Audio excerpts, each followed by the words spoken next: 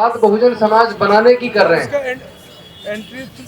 हम लोग बात जाति जनगणना की कर रहे हैं और साथ ही साथ शैक्षणिक, आर्थिक, सोशियो इकोनॉमिक सर्वे की कर रहे हैं। जिसकी जितनी संख्या भारी उसकी उतनी हिस्सेदारी। हम बात ये भी कर रहे हैं कि ओल्ड पेंशन वापस आनी चाहिए। हम लोग बैलेट पेपर वापस लाने की भी बात कर रहे हैं। लेकिन हम लोग जो चारों तरफ पूरे देश में जाकर इस बहुजन समाज को इकट्ठा करके उस हक अधिकार की लड़ाई को लड़ने की बात कर रहे हैं, लेकिन आज जिन लोगों को हम सत्ता दे रहे हैं, जिन लोगों को हम शासन में पहुंचा रहे हैं, जिन लोगों को हम सांसद, विधायक और मंत्री बनने का मौका दे रहे हैं, आएंगे तो हमको फोन कर देना, हम भी। क्या वो लोग वहां जाने के बाद संसद या विधानसभाओं में क्या वो समाज की सही मायने में नुमाइंदगी कर रहे हैं? क्या वो समाज के मुद्दों पर वहां चर्चा करते हैं? जब पूरा देश गरीब था, जब भारत आजाद हुआ तो बेहद गरीबी की हालत में था, लेकिन उस वक्त भारत में शिक्षा मुफ्त थी। कोई जितना भी पढ़ना चाहे पूरी पढ़ाई फ्री, और वजीफा भी इतना मिल जाता था कि वजीफे के पैसे से पूरी डिग्री करने के साथ साथ बाकी खर्चे भी निकल जाते थे।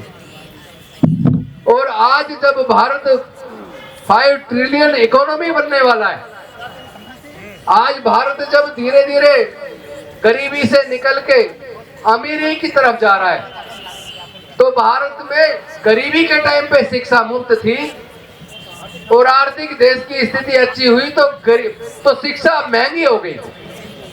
मतलब मुफ्त तो दूर की बात है, शिक्षा इतनी महंगी हो गई कि 99% अनुसूचित जाति जनजाति के लोग, 99% माइनॉरिटी के लोग, 98% ओबीसी के लोग और 75% जनरल कैटेगरी के भी लोग प्रोफेशनल कोर्स करने के लिए या सामान्य डिग्री प्राप्त करने के लिए भी जितने खर्चे की जरूरत पड़ती है वो पैसे के अभाव में पढ़ाई छोड़ने के लिए मजबूर है। और रही बात नौकरियों की, तो सारे सार्वजनिक उपक्रम की कंपनियां बेच दी गई हैं, नौकरियां तो है नहीं। ना तो राष्ट्रीयकरण जैसे पहले इंदिरा जी के टाइम पर जब देश के बैंक प्राइवेटाइज हुआ करते थे, इंश्योरेंस कंपनियां प्राइवेटाइज होती थी, उस वक्त इंदिरा जी के टाइम पे उनका राष्ट्रीयकरण हुआ।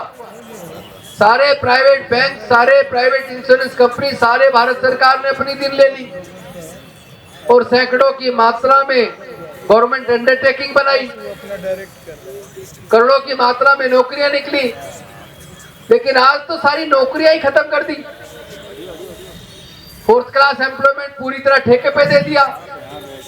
तो सवाल ये पैदा होता है, जब देश के सारे संसाधन बेचे जा रहे हैं, देश में शिक्षा को महंगा किया जा रहा है, सारी नौकरियां ठेके पे दी जा रही हैं, आगे बढ़ने के अवसर खत्म किए जा रहे हैं, क्या जब ये सब हो रहा है उस वक्त हमारे सांसद नहीं थे क्या संसद में? क्या हमारे विधायक और मंत्री नहीं थे? क्या देश के अंदर हमारे मुख्यमंत्री नहीं थे?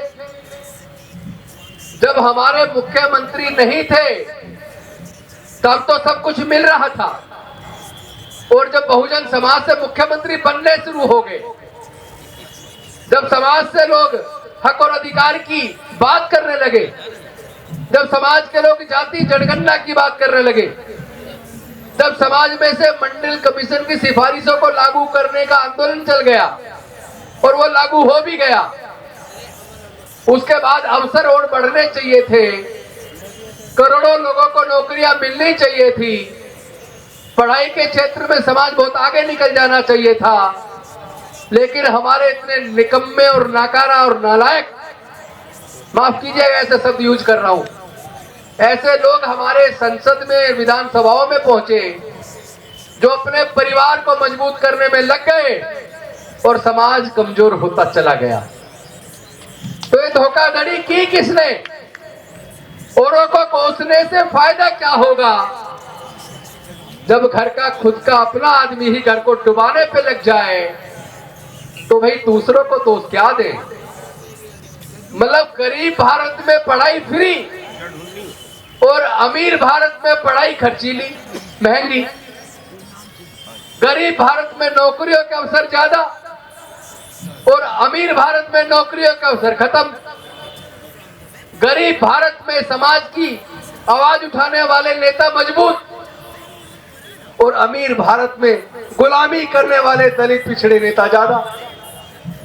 तो भाई दोस्त किसको दे?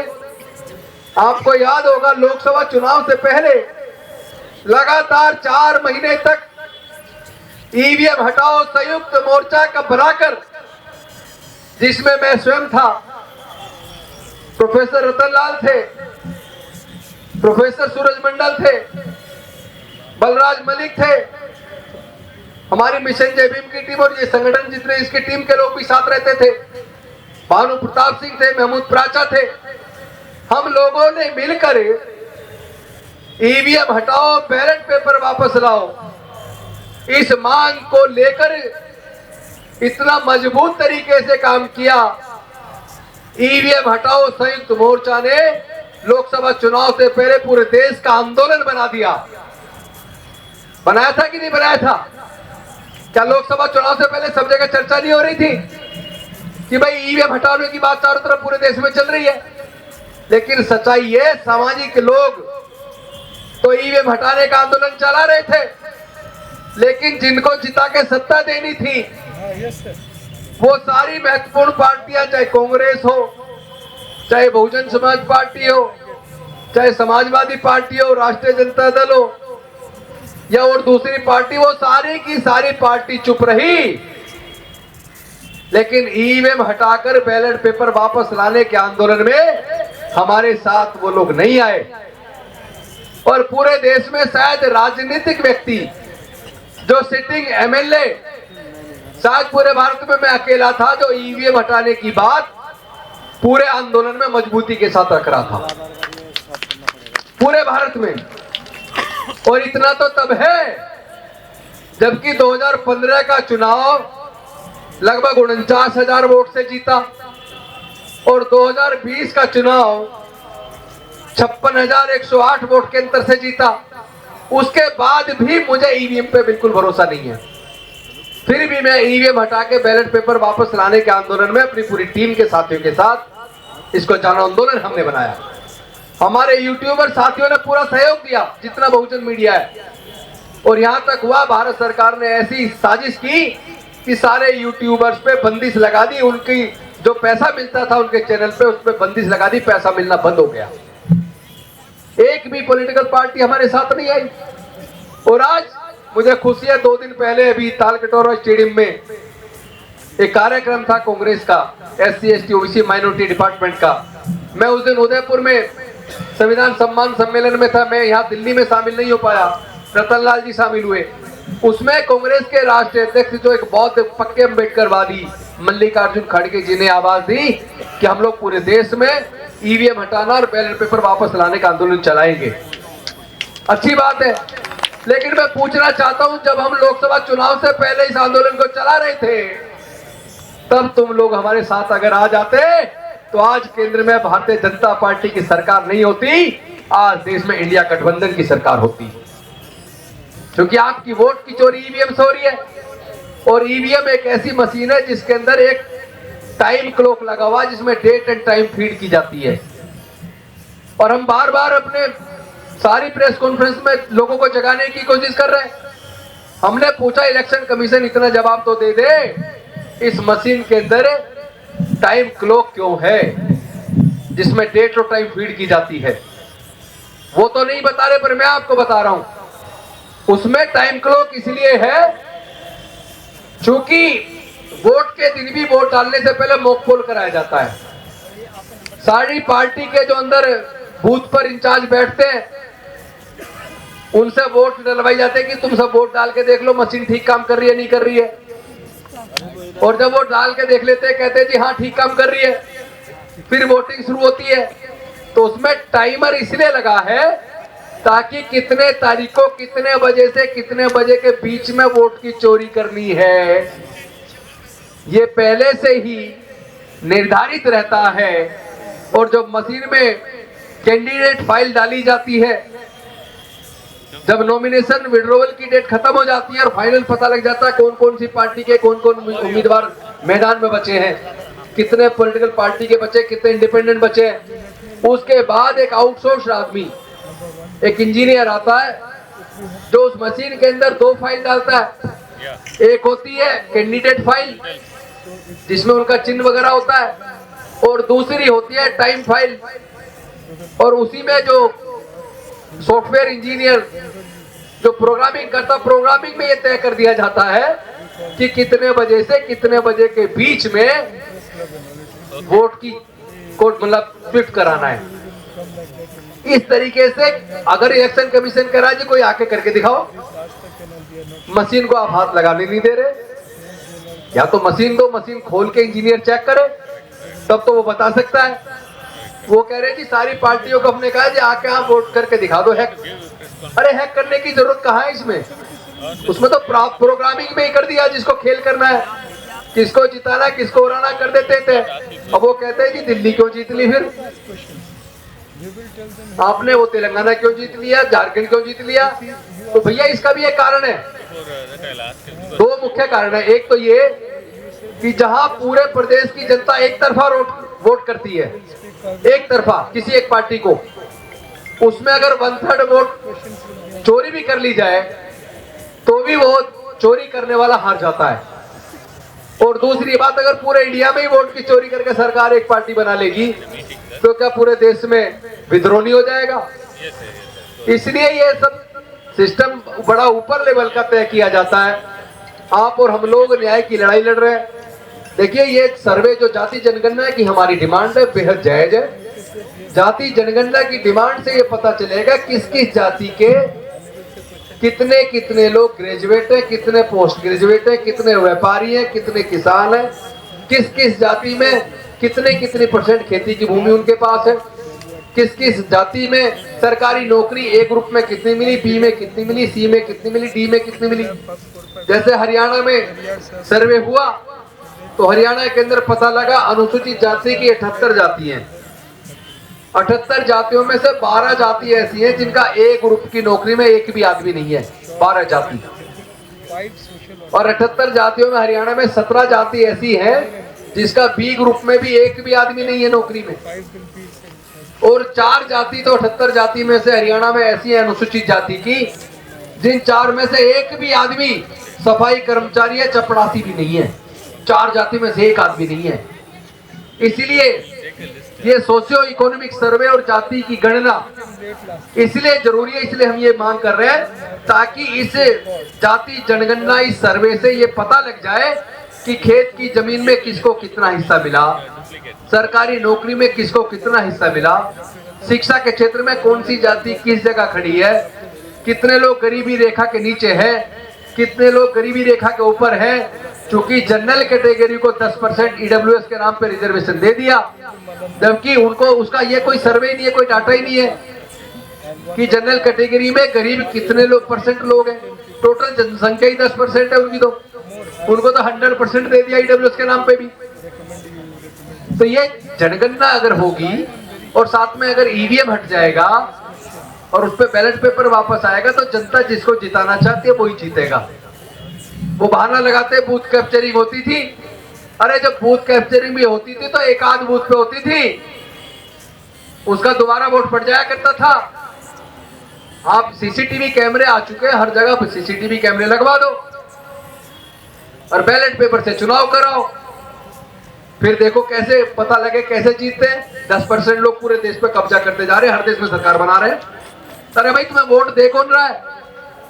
मैं मानता हूं उन्होंने अनुसूचित जाति जनजाति पिछड़े वर्गों में बंटवारा कर दिया, जैसे सब क्लासिफिकेशन का जजमेंट दिया, इस तरह का काम समाज में अंदर भी उन्होंने जहर फैला दिया कि तुम्हारा हक तो ये वाली जाति खा गई, तुम्हारा हक ये जाति खा गई। इसी तरीके से ओबीसी में बांट दिया, दलित में बांट दिया, आदिवासी में बांट दिया कि तुम आपस में लड़ते रहो और देश के संसाधनों पर और सत्ता पे काबिज हम रहेंगे।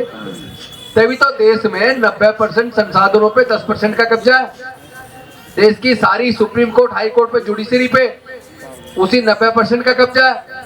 देश के सारे सचिवालय पे उनका कब्जा है, देश के पूरे व्यापार पे उनका कब्जा है।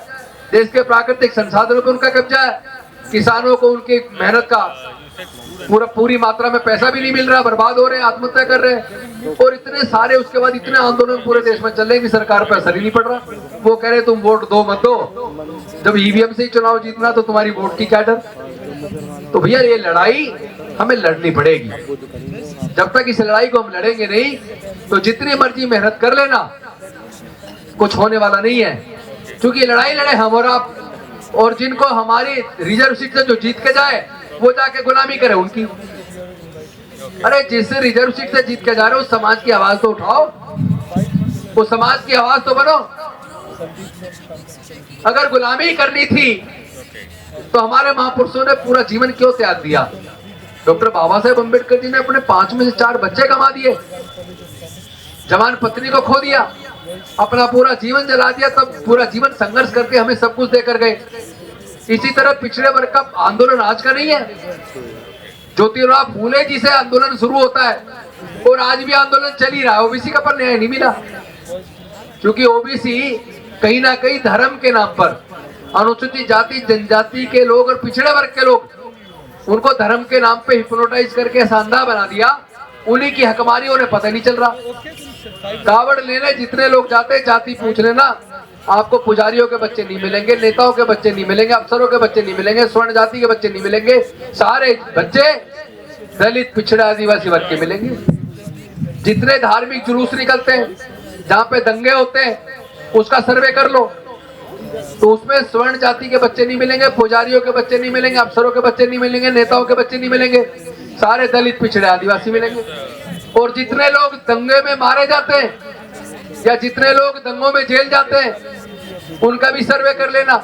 मरने वाला या तो दलित या आदिवासी या पिछड़ा या अल्पसंख्यक, और मारने वाला भी नहीं जाति से। और जेल का भी सर्वे कर लो, जेल में भी जाने वाला या अल्पसंख्यक या दलित या आदिवासी या पिछड़े वर्ग का। लेकिन उस दंगे के पीछे साजिश रचने वाला आदमी कभी जेल नहीं जाता। वहां जो चढ़ावा चढ़ रहा है वो सारा साजिश करने वाले की जेब में जा रहा है। तो भैया हमारे और आपको अकल कब आएगी। उनका आदमी आरएसएस के रूप में अपनी हमारी बस्तियों में जाके भी जन जागरण कर रहा है, अपनी सुरक्षा के लिए हमारे लोग बच्चों को इस्तेमाल कर रहा है, अपनी विचारधारा फैलाने के लिए हमारे बच्चों का इस्तेमाल कर रहा है, और हमारी विचारधारा को कुचल रहा है, हमारी हकमारी कर रहा है, हमारा ही शोषण कर रहा है, हमारे मुंह पे पेशाब कर रहा है, हमारी बहन बेटियों की इज्जत लूट रहा है। हम विरोध कर रहे हैं तो हमारी हत्या हो रही है, मूंछ रखने पे हमारी हत्या हो रही है, घड़ा छूने पे हमारी हत्या हो रही है, फिर भी धर्म के नाम पे हम ही गुलामी कर रहे हैं। जब हमारी हत्या होती है, हमारे साथ जातिगत उत्पीड़न होता है। आपने कहीं देखा आरएसएस, बजरंग दल, विश्व हिंदू परिषद का कोई प्रदर्शन अनुसूचित जाति जनजाति पिछड़े वर्ग के ऊपर होने वाले जुल्म के खिलाफ कोई प्रदर्शन हुआ? तो जब विश्व हिंदू परिषद, बजरंग दल, आरएसएस, ये सारे संगठन हमारे ऊपर होने वाले उत्पीड़न के खिलाफ आंदोलन नहीं करते तो फिर हमारे लोग धर्म की रक्षा का ठेका लेकर सबसे आगे क्यों चलते हैं भाई? धार्मिक जुलूसों में, दंगों में हमारे लोग क्यों जाते? अपने बच्चों को पढ़ाई के रास्ते पे लाइए, अपने बच्चों को रोजगार के रास्ते पे लाइए, अपने बच्चों को धर्म के नाम पे मरने के लिए मत छोड़िए, अपने बच्चों को नफरत फैलाने वाले कार्य में कहीं भी कोई जलसा जुलूस हो उसमें मत जाने दो, अपने माताओं बहनों को, कथावाचकों को सुनने मत जाने दो, क्योंकि कथावाचकों को सुनने से तरक्की नहीं होगी, पढ़ने लिखने से तरक्की होगी। बस इन्हीं शब्दों के साथ मैं अपनी वाणी को विराम देता हूँ। बहुत बहुत धन्यवाद। नमो बुद्धाय। जय भीम, जय भारत, जय संविधान, जोहार। लेकिन साथ में अपनी ताकत देख लो, हम कहाँ खड़े हो। ताकत हम वही दे रहे हैं, तभी हमारे प्रोग्रामों के अंदर मेहनत तो की जाती है, पैसा भी लगता है, लेकिन हम ताकत को एकजुट नहीं कर पा रहे। इस पे भी ध्यान दीजिए।